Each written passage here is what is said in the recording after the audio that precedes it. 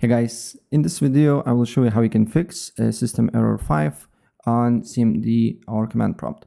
So usually it occurs when you're trying to complete task that this requires admin privileges and you do not have these admin privileges, right? So first of all, what you need to do here, you need to make sure to, when you open CMD, always right click and run as admin.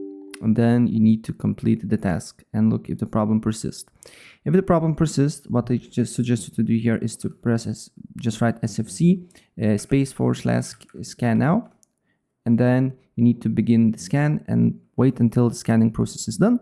Maybe your files is corrupted, so it will restore it. Another thing that you need to do here, you need to put this command here.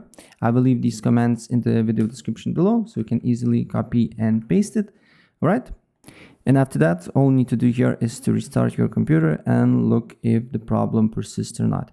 If the problem persists, then what I should suggest to do here is to use, instead of CMD, try to use terminal admin thing here and look if you have some issues with it. But nevertheless, if you complete all these steps here, your problem should be fixed. So yeah, that's basically it.